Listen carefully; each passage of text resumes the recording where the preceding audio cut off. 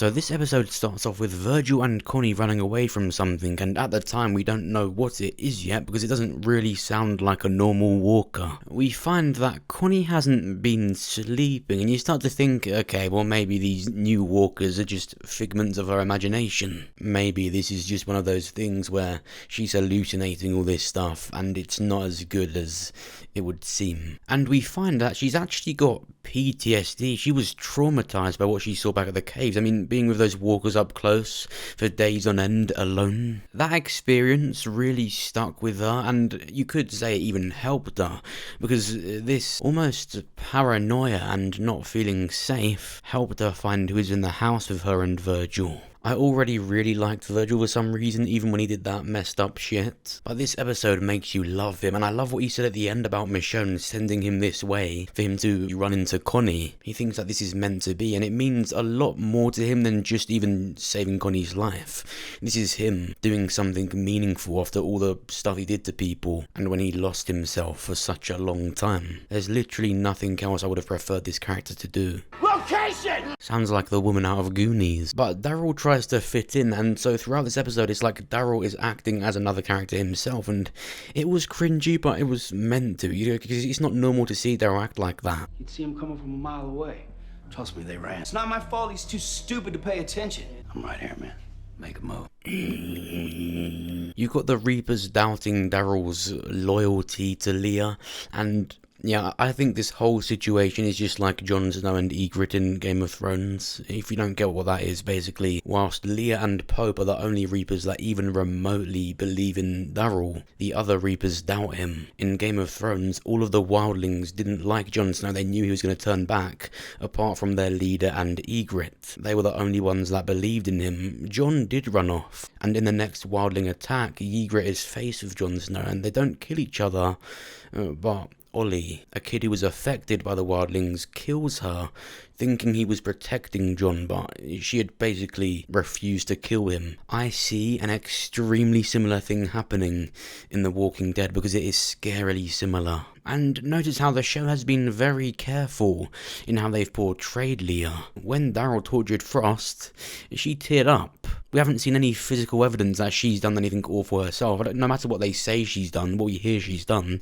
we haven't seen it, and that's for a reason. You're not really meant to like the Reapers, but Leah, yeah, you could. I quite like Leah. I like her more than Maggie, which is weird. Then back with Connie, and one of the best things about this episode that made it a million times more scary in a situation like this was literally having Connie's point of view. The audio starts to fade out, so we can't hear anything either. And through the wall, she sees this scary yellow eye look back at her. She runs back to Virgil to tell him, and it really starts to feel like this is all some hallucination, that she just needs to sleep. Until Virgil gets affected by it too. And it's revealed these aren't walkers, these are people that are just really too far gone. We've never seen anything like this in The Walking Dead, where these people just live like animals and they play with these people like prey. They weren't dead, they were just people living like animals, the lowest form of human. Fucking attention seekers is what they are. Notice the yellow eyes. This is something that's known to happen with liver disease and issues with your blood cells. They're obviously diseased. They don't speak, they growl, they don't run, they crawl. If any group of villains deserve to be called the wolves on The Walking Dead, I think it's these ones. These are like the feral wolves. Obviously, feral means in a wild state. Connie said to Virgil that they felt like they were being watched, so these people didn't just attack them on sight like any impulsive wild animal would. They actually stalked them. They watched them and waited for the right time. Like Virgil said himself, they were playing with their prey. Now, in episode 2 of season 11, Maggie did mention going into a house where there were 3 deformed men, and she said herself she wouldn't really call them men, she took care of them. Now, these people Virgil and Connie encountered, I wouldn't really call them deformed. I'd call them damaged and different, but they're just not deformed. But what this is doing is showing how lucky they are and how rare what they've got is. Just like Maggie said, and how Negan even finished off. It means we were lucky. It means that nobody has it figured out. Nobody ever did.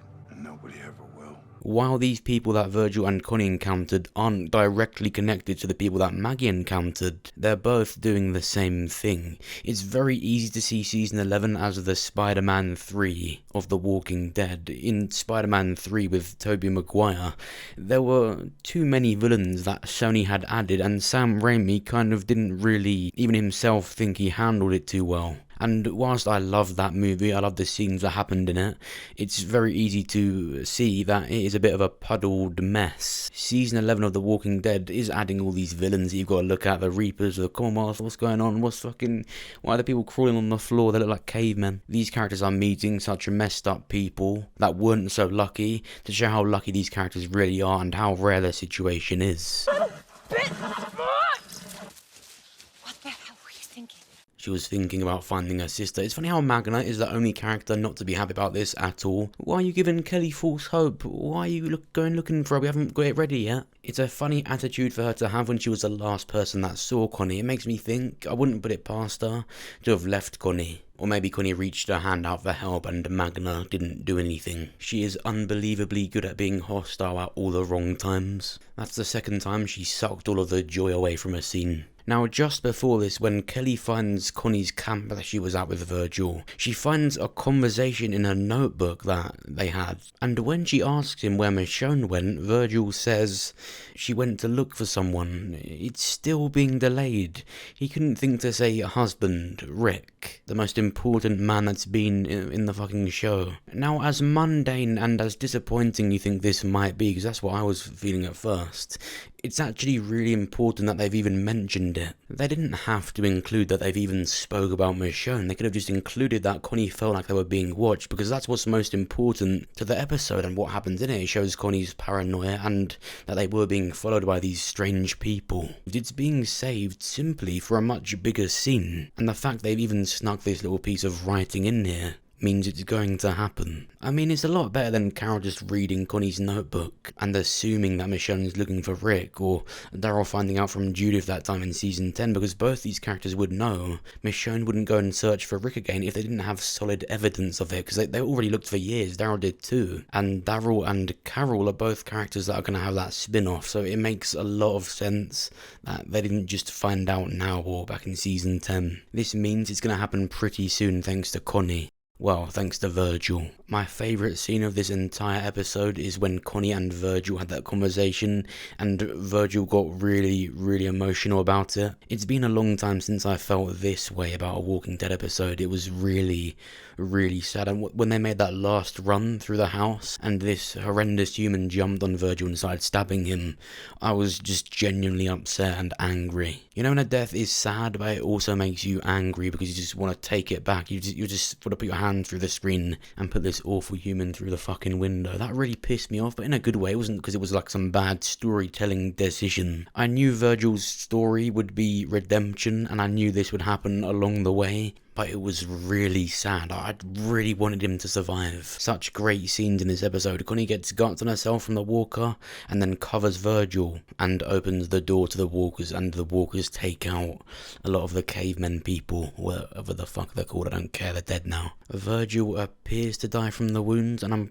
probably naive in thinking that he could survive that and he's not just unconscious. I really hope he can be alive still, but I think how his story ended here, you couldn't really ask for a much better death. He did his purpose, and the moment Kelly found Connie, he slipped away. It's really, really sad, but I think it was just perfect redemption. When Kelly and Connie did reunite, I was just waiting for an arrow to hit Kelly in the head. It really felt like at any moment, because of the tension, that all of a sudden the Reapers were going to arrive and Kelly gets shot. I still think that's how it's going to happen, because with The Walking Dead there's always more. But then again, it is the final season. So many of these characters, instead of dying, their story could end with a happy ending. They just wind down.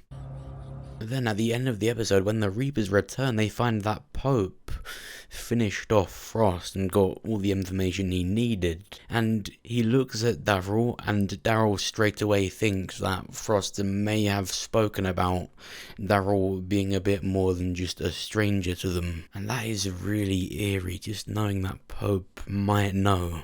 That. I'll just start running away, honestly, if I was him, because I'm not dealing with it. But what did you think of this episode? Did you enjoy it? Do you think Virgil is dead? Make sure you comment down below your thoughts and what you think is going to happen. And if you enjoyed this video, then make sure you press the like button. It actually genuinely helps me out and will get this video seen by more people. And check out my review for episode 5, where I talk more about this fake Stephanie, because of course the actress was cast and confirmed to play Stephanie, yet in the show she's not actually doing it. It's clear she recognises Eugene and wants to be with him, yet she's not, so go and watch that video to find out more about that. It is by far the weirdest thing that The Walking Dead has ever done, and that's saying something. And make sure you're subscribed with notifications set to all, so that you know when a new video drops, and when I'm live streaming. I did my first ever live stream yesterday, and it was really, really good. I was playing Daisy, and like I said, I was going to go out and meet new people, and I met someone called Rick. My name is Nicholas. Yeah, I'm Rick. Have you got any disinfectant or whatever it is? I've got an infection apparently. I got some tablets for you. Thank you.